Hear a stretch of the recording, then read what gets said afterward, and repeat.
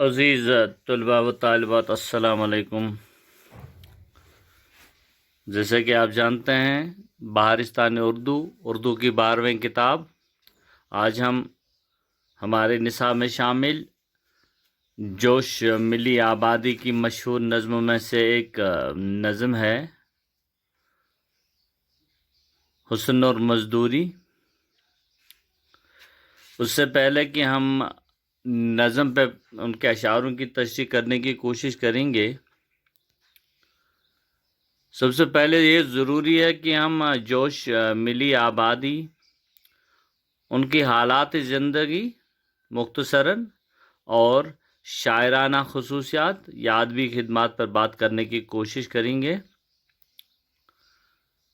عزیز طلباء و طالبات، جوش ملی آبادی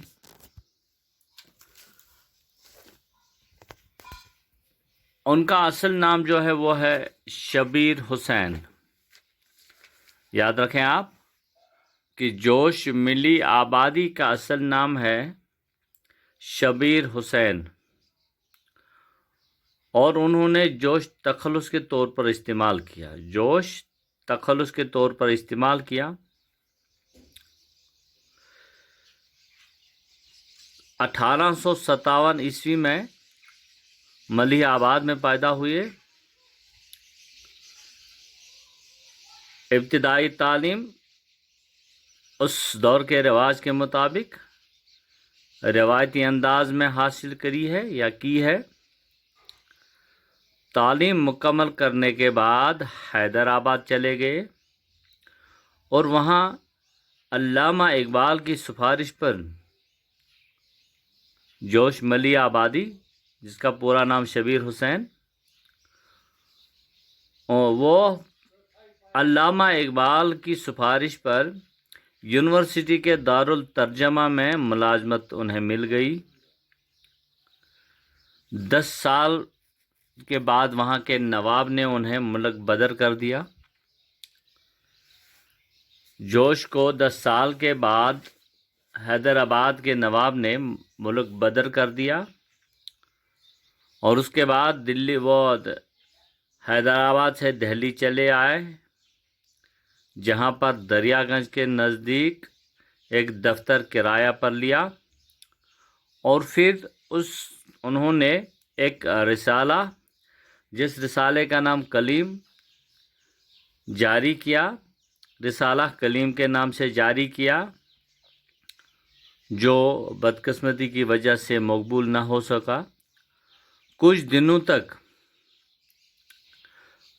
دنوں تک وہ آج کل کے مدیر رہے، اور اس کے بعد جب تقسیم ہند کے بعد وہ پاکستان چلے گئے اور وہیں پر اسلام آباد میں 1982 عیسوی میں انتقال فرما گئے۔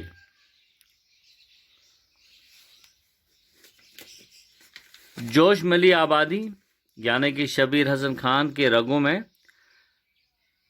شاعری خون کی طرح سرایت کیے ہوئے تھی، کیونکہ شعر کہنے کا سلسلہ ان کے خاندان میں 4 پشتوں سے جاری تھا۔ ان کے باپ، دادا، پردادا تینوں شاعر تھے۔ یہ خود بھی شاعر کہنے لگے، لیکن ملک گیر شہرت نہ اس وقت حاصل ہوئی جب انہوں نے تحریک آزادی کی حمایت میں نظمیں کہنی شروع کی۔ جلد ہی ان کی پرجوش سیاسی نظمیں نعرہ انقلاب کی طرح ملک کے گلی کوچوں میں گونجنے لگیں، اور انہیں شاعر انقلاب کہا جانے لگا۔ شاعر انقلاب جوش نے اپنی شاعری سے ملک میں انقلاب کا پرچار کیا، لاکھوں دلوں کو گرمایا، لیکن ان کا تصور انقلاب سراسر رومانی ہے، اور وہ انقلاب کے مفہوم سے خود بھی پوری طرح واقف نہیں۔ ان کی اس کمزوری پر خلیل الرحمن اعظمی نے سخت تنقید کی ہے۔ ان کے نزدیک اس خامی کا سبب جوش کے مزاج کی سماعت،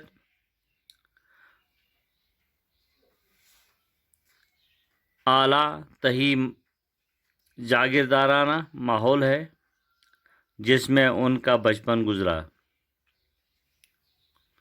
रूह अदब के दिबाचे में उन्होंने खुद लिखा है कि मेरा महबूब तरीन मशगुला था कि ऊंची सी मेज़ पर बैठकर अपने हम उम्र बच्चों को जो जी में आता अनाप शनाप दर्ज दिया करता था। गलत होगा अगर ये कहा जाए कि नशे व फ़र्ज पर गौर करने के बजाय जो जी में आया अनाप शनाप वो इनकलाब का दर्ज देते रहे। कलीमुद्दीन अहमद जोश के मुतालिक लिखते हैं कि इकबाल की बाज़ मकबूल तरीन नज़मों को इकबाल के सदाई बाज़ गश्त कहा है, और ये इल्ज़ाम बेबुनियाद नहीं है कि जब इकबाल की नज़म अज ख्वाब गिरां खैज शाया हुई तो जोश ने बेदार हो बेदार हो बेदार हो बेदार, और इसी तरह बरसात है बरसात है बरसात है जैसी नज़मों की बारात लगा दी। इकबाल की मशहूर खजरी राह मकबूल हुई तो जोश को भी हुस्न और मज़दूर किसानों का ख्याल आने लगा, और मज़दूरों और किसानों का ख्याल आने लगा। मगर बकौल आज़मी खलीलुर्रहमान आज़मी इकबाल जोश जैसे शोरा में वही फ़र्क है जो एक मुफ़क्किर और डंडोरची में होता है, क्योंकि जोश की शोहरत का बास उनकी नज़में हैं।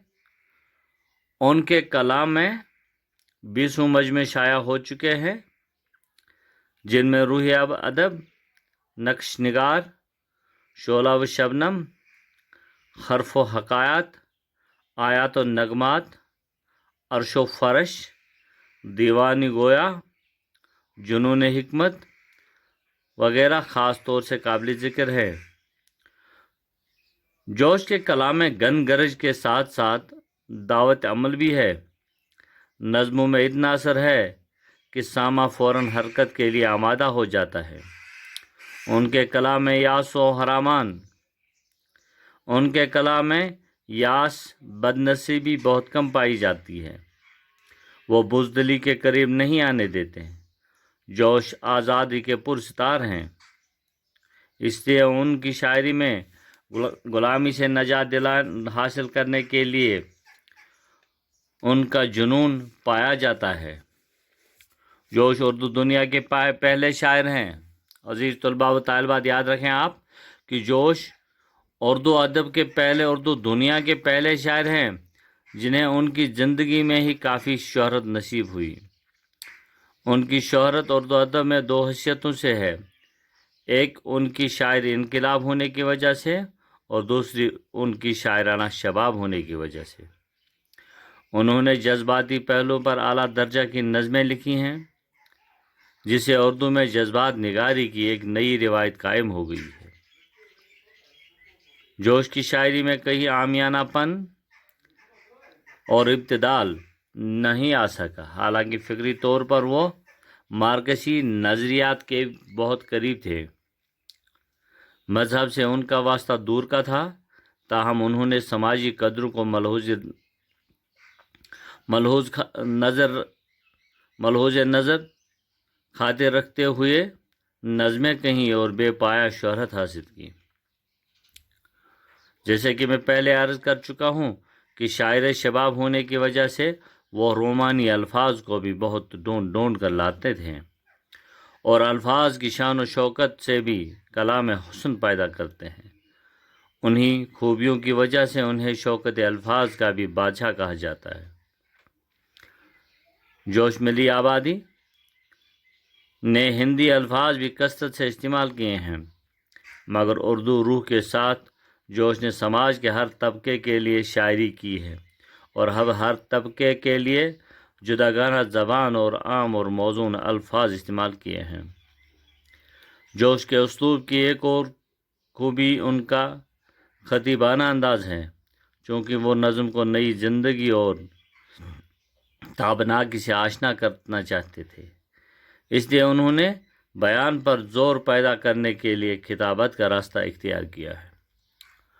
عزیز طلباء و طالبات، مختصراً سا جوش ملی آبادی، ان کے حالات زندگی اور ادبی خدمات پہ ہم نے بات کری ہے۔ میری آپ تمام طلبات سے گزارش ہے کہ آپ بالکل کتاب کھولیے، پڑھیے۔